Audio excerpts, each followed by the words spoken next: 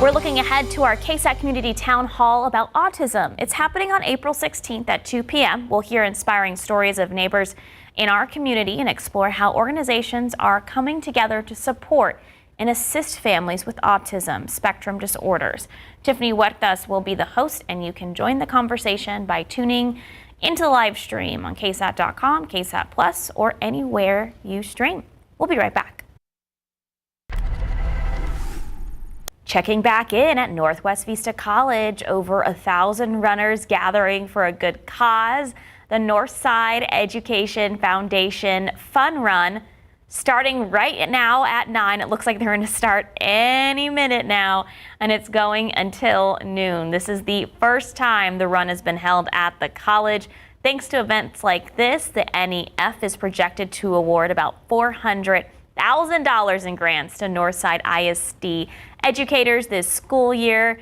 I mean, it's a little mucky out there, Sarah, but what a beautiful morning to get out and be active. Northwest Vista College, their campus is gorgeous. My husband likes to play disc golf, so he'll go play disc golf and I'll walk the dogs, and I just love being out there.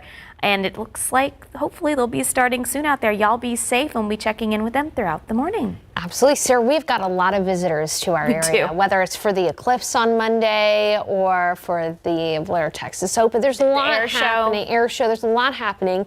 You may be wondering, well, why am I sniffing and sneezing? What's sneezing? Yeah, what's going on out there? We got oak. Oak is high. It is the middle of oak season here in San Antonio. It is down from yesterday, though.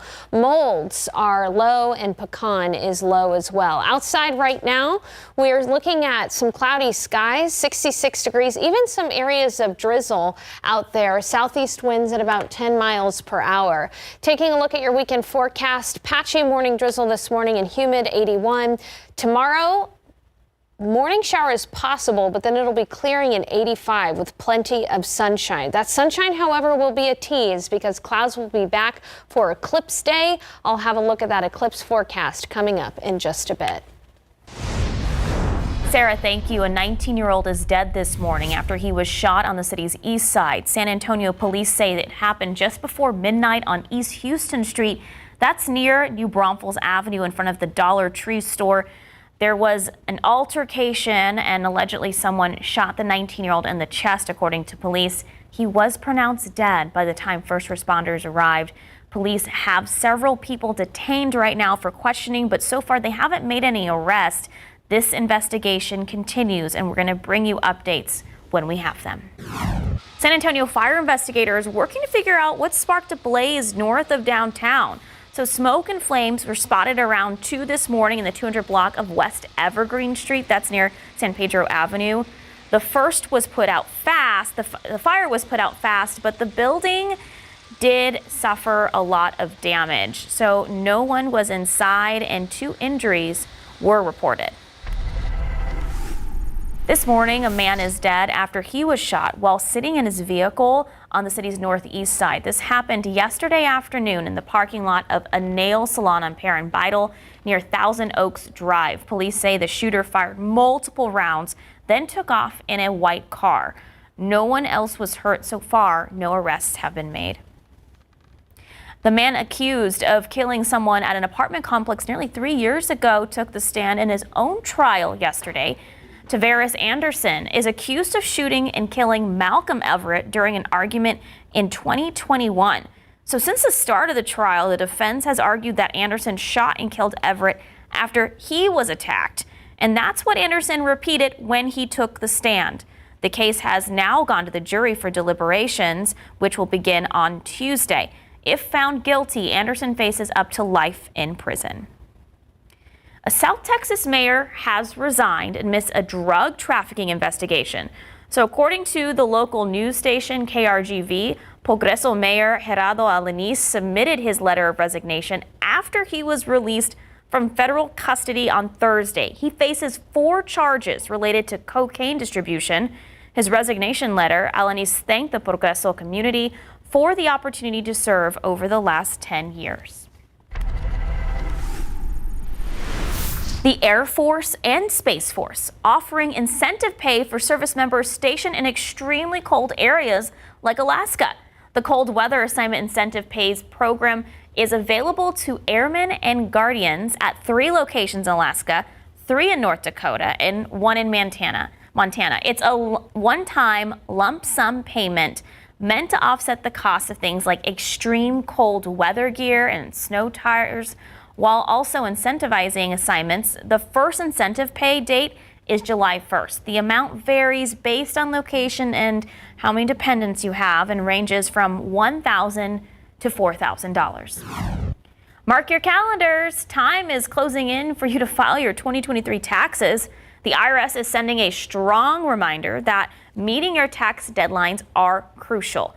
This year, you have until April 15th to file your tax return. If you owe and fail to file by the due date, the IRS will issue a 5% penalty for each month you're late. And if you file an extension by April 15th, you will have until October 15th to file your taxes. Okay, you still have time to become a billionaire to get your Powerball lottery ticket. Tonight is the drawing for an estimated $1.3 billion jackpot after no tickets matched all 6 numbers on Wednesday night's drawing. The jackpot jumped from $1,090,000 to its current value. This is the 4th largest jackpot in Powerball game history. Our KSAT lottery bookie came by. I paid my dues, so hopefully we win. It's 9:07 and 66 degrees. Hey, if you are looking for a flower that blooms through the triple digits from May all the way to our first freeze, and anyone can do it, even beginner gardeners, people who say they don't have a green thumb, y'all, you can plant these flowers. I'm going to tell you about how to plant zinnias when we come back. 66 degrees at 9:06, a muggy 66 degrees. Some patchy drizzle early this morning. The sun, he's kind of playing with us this weekend. Sarah's going to tell us why, and of course, she's going to have our eclipse forecast for us coming up. All right, if you are looking for an inexpensive, vibrant annual flower to plant by seed, look no further than zinnias. Not only are they showstoppers, pollinators flock to them. In this Gardening with KSAT, I show you how to plant zinnias from seed and how to collect those seeds for next year.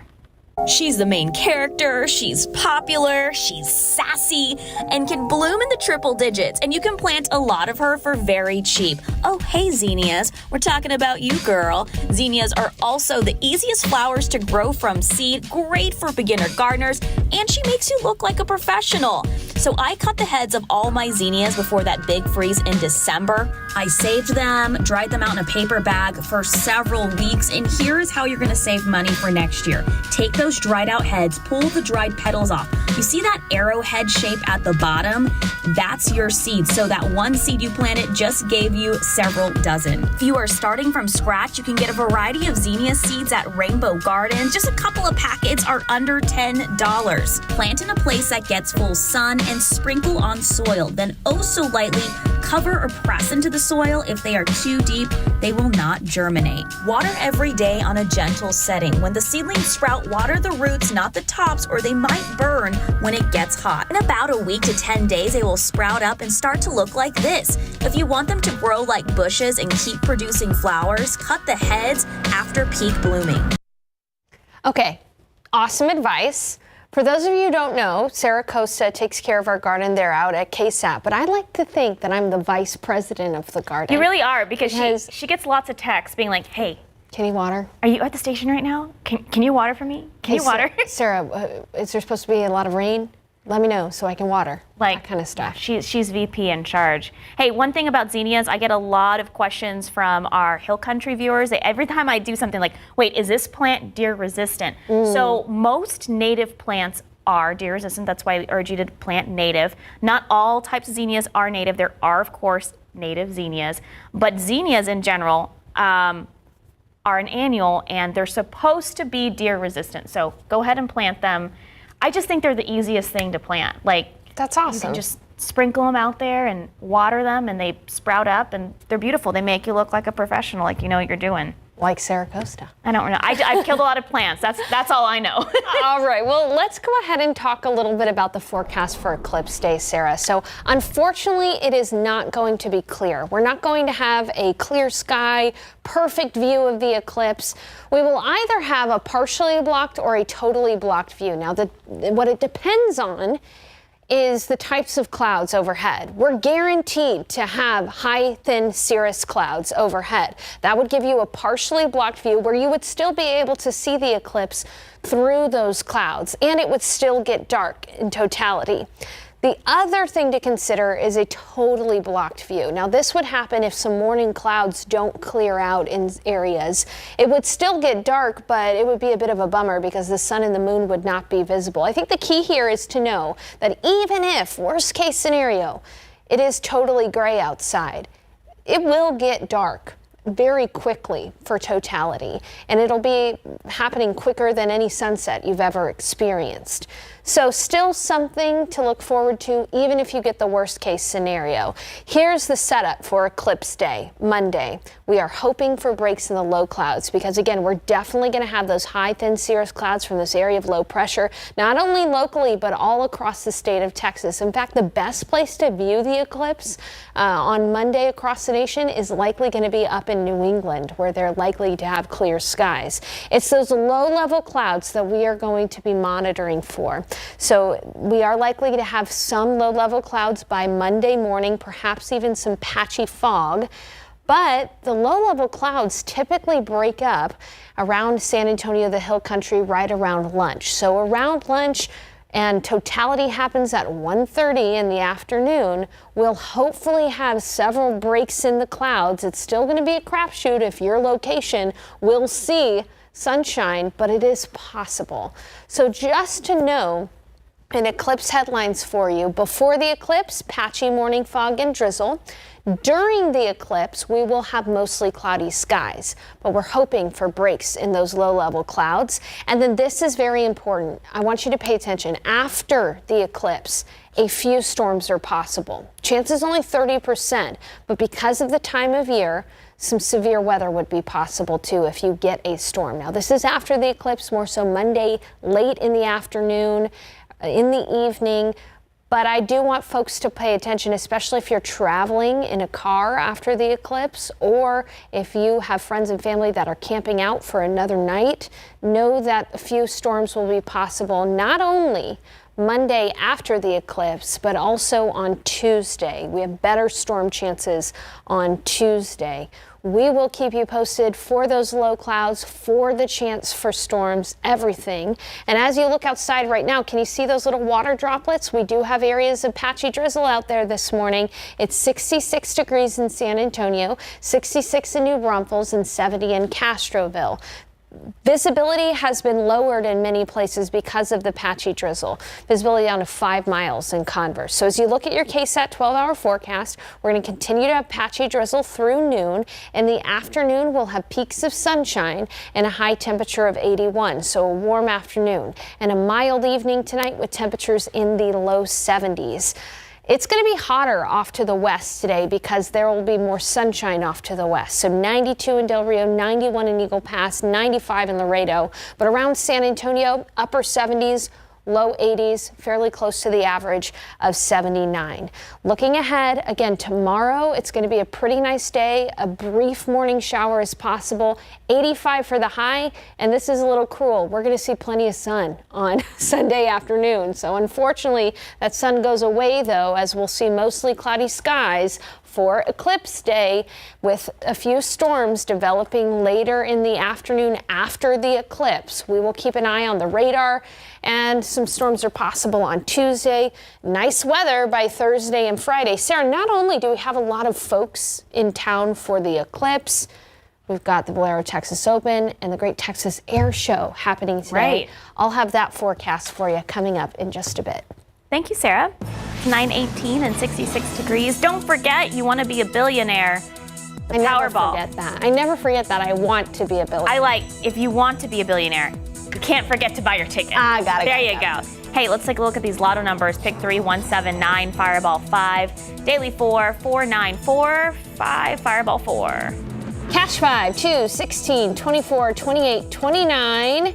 Mega Millions, 20, 30, 54, 63, 65. Mega Ball, 14. Mega Plier, 3. Good luck.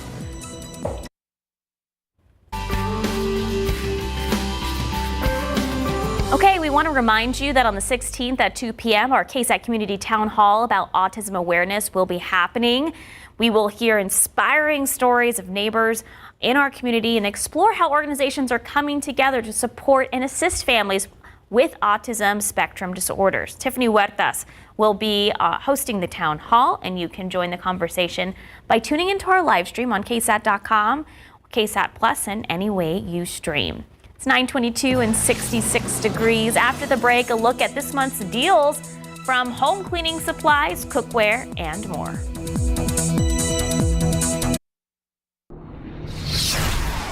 It's the season for sprucing up, cooking out, and cleaning up on spring deals. Cleaning products are an excellent place to start this month, as retailers often lower their prices on items like vacuums to stay competitive during the spring cleaning season. Consumer Reports found some smart buys, like this robotic vacuum and mop from Cority. It's $50 off at Cority. The R750 Pro model got very good scores in Consumer Reports tests. For a deeper clean, consider a carpet cleaner. The Hoover Power Dash Pet Advanced Carpet Cleaner is on sale for $140 at Target. To kick off the warmer months, retailers tend to offer discounts on seasonal items, so it's a great time to shop, especially if you want to spruce up your yard. This battery-powered mower from Cobalt is down to $399 at Lowe's. Your neighbors will thank you because this one is quiet.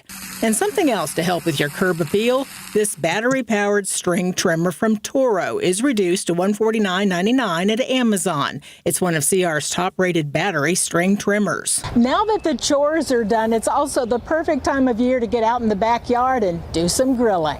This large gas grill from Monument Grills is on sale for $729 at Amazon. It's one of the highest scoring gas grills in Consumer Reports ratings, and it makes a mean burger. Marilyn Moritz, KSAT 12 News. Happy Saturday. It's 9:30 on April 6th.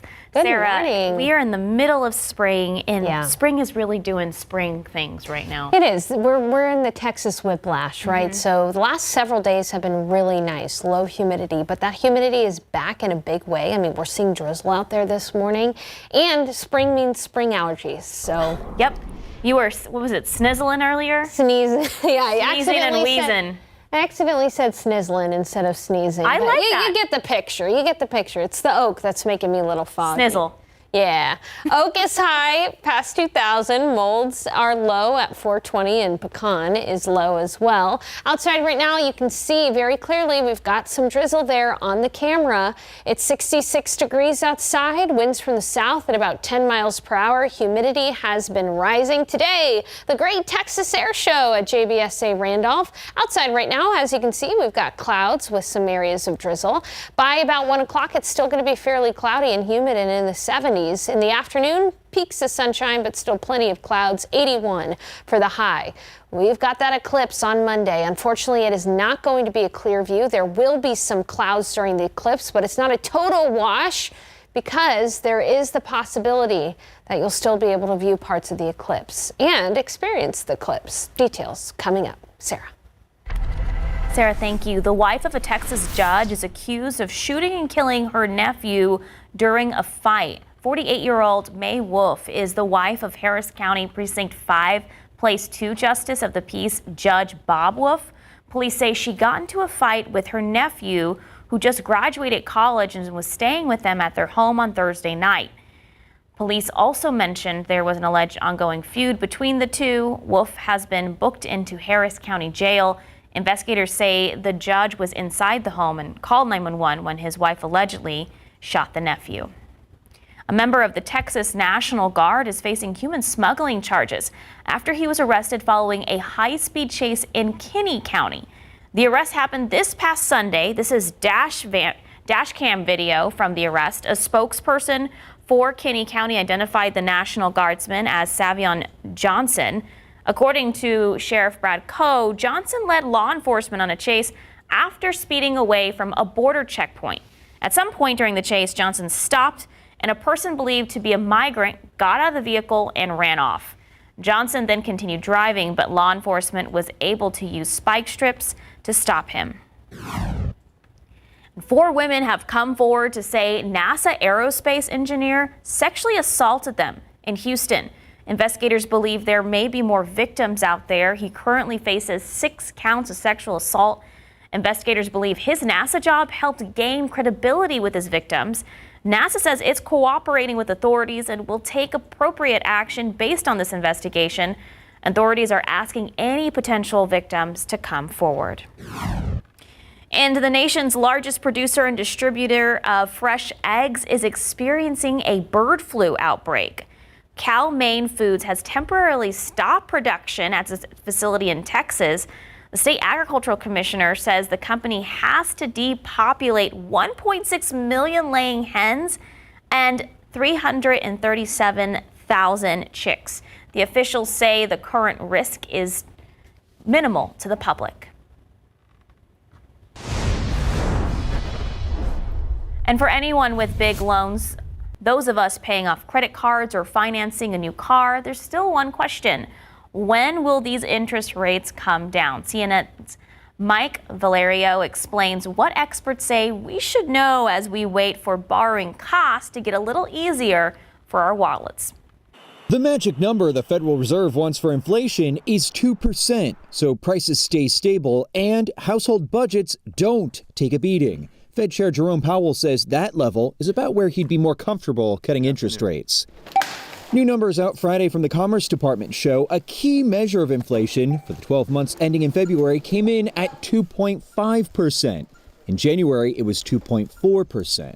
These inflation numbers, it means the Federal Reserve is not going to be in a hurry to cut interest rates. Greg McBride, chief financial analyst at Bankrate, says a rate cut is still months away, possibly in June. And when one eventually happens, do not expect borrowing costs to tumble. If you have your money in a high yield savings account, you're still earning 4.5%, 5% or even more. And when those interest rates come down, yes, they'll come down a bit, but you're still going to be earning well ahead of inflation. McBride's advice, pay down debt as aggressively as possible. Take advantage of 0% and other low-rate balance transfer options. And a continued bright spot, even as rates slowly come down, our savings accounts. Interest rates took the elevator going up. They increased very dramatically over the last 2 years. But they're going to take the stairs coming down. Interest rates are going to come down slowly, even once the Fed starts to cut rates. And so lower rates are not going to bail you out if you've got large credit card debt or you've got other high cost debts. In Los Angeles, I'm Mike Valerio.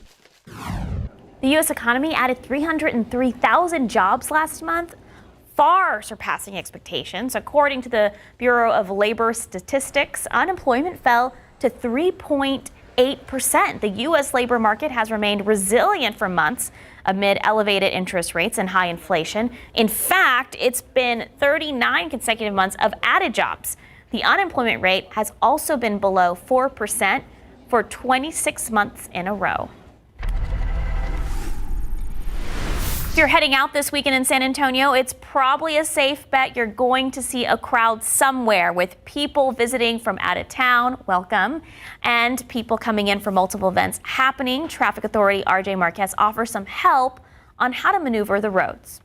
Well, we have got a lot going on in the traffic department. First of all, we of course have the Valero Texas Open taking place at TPC on the north side, and we are also expecting a lot of people to come in ahead of Monday's eclipse. But let's talk about 2 different events that are also going to have a lot of people and a lot of traffic in our area. We're going to start here on the northeast side, the Converse area, because we have the JBSA Randolph Air Show taking place Saturday and Sunday. Biggest things you need to know for the public is that the main gate, if you're coming in from the north part of JBSA, that's going to be off of FM 78. If you're coming in from the south part of JBSA, that's going to be on Lower Seguin Road. So those are going to be our main gates going into Randolph, and the one exit is going to be right there off of FM 1518. Again, these events here, this air show is going to be taking place Saturday and Sunday. Let's take you to the downtown area, speaking of Sunday, because we have Ciclovia taking place here in the St. Mary's area. So basically, we're going to start our Ciclovia route from North St. Mary's there at 281. We're going to travel through the Strip,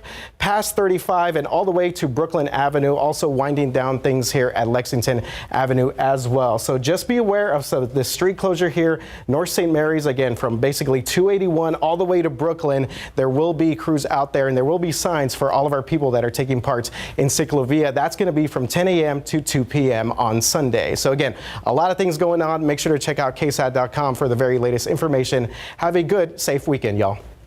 Thank you, RJ. And speaking of weekend events happening right now, elementary and middle school students from 23 Northside ISD campuses are competing in a really cool way. We are taking a live look inside Bernal Middle School competition gym, where students are hoping to be crowned the district's first, get this, Lego League Masterpiece Challenge Grand Champion.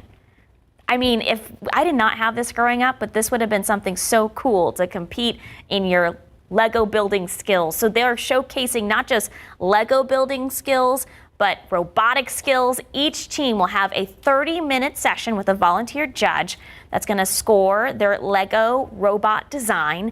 Then the closing ceremony is scheduled to 1:45. Let's take a look at what they're building out there. This is so cool. I would fail miserably at this, but I think this is such an amazing option for students who want to really learn more about STEM and their love for Legos and robots all into one. Good luck out there. And we want to remind you that Ciclovia is happening tomorrow. It's a fun day to get out and get active. It happens twice a year where they close down the streets and you can play in the streets for fun and free, and it's safe. So the one that's happening tomorrow will involve the stretch of North St. Mary Street downtown is going to be closed to traffic. It's going to actually run right in front of KSAT, so people can run, bike, and play without having to worry about any cars. So Ciclovia will take place from 10 a.m. to 2 p.m. tomorrow, which also happens to be World Health Day. So please get out there, be safe, bring the family, the dogs, bike, run, walk. It's just such a fun time. I love Ciclovia. It's 9:40 and 67 degrees. Coming up next, thousands of people prepare to see Monday's total solar eclipse with your family or friends. You also might be bringing your furry friends. What a veterinarian is saying about keeping your pet safe for Monday's event. It's muggy today. That humidity is back in a big way, like Sarah Spivey's been saying all morning. Some patchy drizzle out there. What we can expect today, tomorrow, and for that big eclipse day on Monday.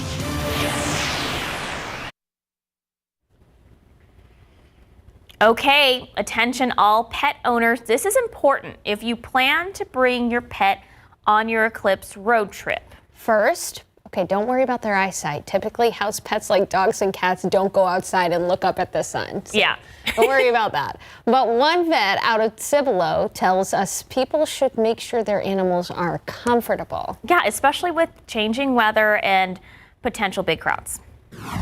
You might see a change in behavior. Some of the articles mention it could almost be like a storm is coming. So if you have kiddos with storm anxiety, maybe be aware of that. They might need their anxiety medications if they usually receive some, or just trying to make their environment more comfortable.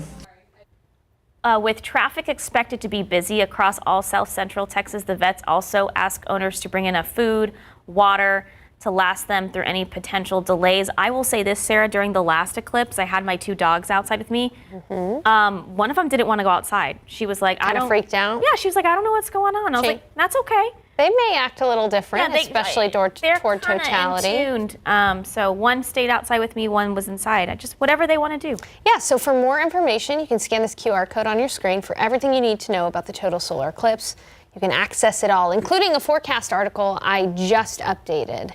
So you'll instantly see videos and articles that will help you navigate here in San Antonio and up in the hill country. You just posted one. Sarah and Mia, our whole Eclipse Authority has really just worked so hard for us. So thank you. Yeah, absolutely. And I wish I could be bringing totally clear skies to everyone, but that's just not going to be the case, Sarah. Yeah. We're going to have cirrus clouds overhead, but maybe even some of those really low-level clouds that would just kind of ruin a lot of the experience. But it doesn't mean that it still you won't see that darkness still. Exactly. Let's talk about it. First, though, I want to get you through your weekend. Today, patchy morning drizzle out there right now, humid with an afternoon high of 81. Tomorrow, a morning shower is possible, but we'll see clearing and actually see some decent sunshine tomorrow afternoon in 85. That sunshine will be a tease, though, because clouds will be back on Monday. Here's a look outside right now. You can see some water droplets on the camera there. We do have areas of patchy mist, patchy drizzle. It's in the mid-60s, 64 in Bulverde, 70 in Castroville, 67 in New Braunfels, 63 in Bernie.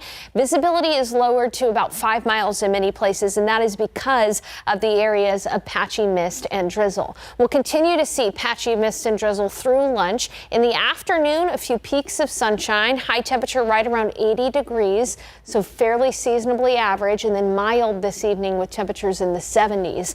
A lot of people visiting us from out of town, and they're getting some very typical weather for this time of year. Average high is 79. It's going to be in the upper 70s, low 80s around San Antonio. One exception is out west. If you're living out west toward Uvalde, even toward Del Rio, it's going to be hot. Temperatures are going to be close to 90 degrees today because skies will clear there first. Upper level low bringing some wintry weather to parts of the Rockies and some fire danger to parts of Texas. Generally, though, Texas is the warmer part on the map. Take a look at the nation. It's generally in the 30s and 40s for most. Then off to the west, out into the Pacific. Starting to get into the Pacific Northwest, this is our chance for eclipse day clouds. Eclipse day clouds are guaranteed. We're not going to have clear skies. The thing that's the question, will your eclipse view be partially blocked or totally blocked? If it's partially blocked, you'll be able to see the eclipse through and in between clouds. If it's totally blocked, nothing will be visible in the transition. But no matter where you are, if you're in the path of totality, and no matter what clouds are overhead, you will still get dark during totality for the extent of totality if you're in the path of totality. And that darkness will happen quicker than any sunset you've ever experienced. So still a cool experience, but we just are hoping for partially blocked instead of totally blocked. And this is what it all hinges on. We are going to have high clouds. That's why we're guaranteed to have a partially blocked eclipse. But at the surface, we'll have low clouds moving in on Monday morning. Now, these low clouds will spread out, even potentially some patchy drizzle like what we're seeing out there this morning. As we head toward lunch, that's when we'll start to see breaks in the cloud cover, random breaks in the cloud cover. It's hard to pinpoint exactly where those are. In fact, it's nearly impossible to pinpoint exactly where those breaks will be. But we do expect that along the path of totality, there will be breaks in the low clouds, allowing for you to see a partially blocked total solar eclipse. Now, across the nation, the best view is actually going to be out in New England and potentially for parts of Indiana and Ohio, as well as Illinois. And what's ironic about this is typically and statistically, this area is the cloudiest around this time of year, and we're the clearest. It's going to kind of be the opposite during eclipse day. So the best viewing is likely in New England. Our eclipse headlines in San Antonio in the Texas Hill Country. Before the eclipse, patchy morning fog and drizzle. During the eclipse, it is going to be mostly cloudy. We're hoping for breaks in the clouds. Wherever you're at, you're going to be hoping for those breaks in the clouds. After the eclipse, this is just as important. A few storms are possible, mainly Monday in the later afternoon and early evening hours. And because of the time of year, some of those storms could be strong or severe. So if you're planning on traveling after the eclipse, be very aware of what the weather is doing. We will keep you posted on air, online, and on the KSAT Weather Authority app. Again, a fairly quiet weekend, just some patchy drizzle out there right now. A few peaks of sunshine tomorrow afternoon in 85. And then some clouds move in just before the eclipse. We're hoping to see some breaks in those clouds, but again, it's pretty much good luck at this point if you happen to get some breaks in those clouds on Monday. Thank you, Sarah. You're welcome. Still going to get dark regardless. The lights will still turn off in that path of totality. Yes. Okay. 9:50 and 67 degrees. We know a lot of people are visiting San Antonio, so I saw a lot of people on the roads on our TransGuide cameras throughout the morning. There it is right there. So if you are planning to travel today, especially along our main highways, make sure you plan extra time since we're going to have a lot of visitors in town. If anything major happens, we'll let you know.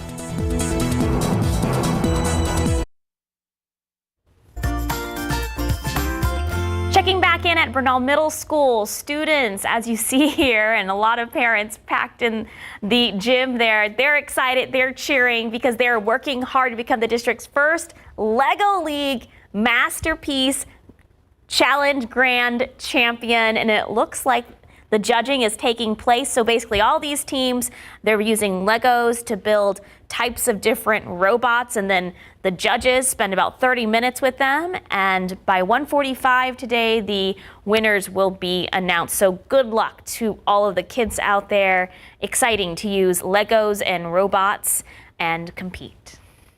It's 9:54 and 67 degrees. A chilly adventure in South Park. That's the video game that's out now.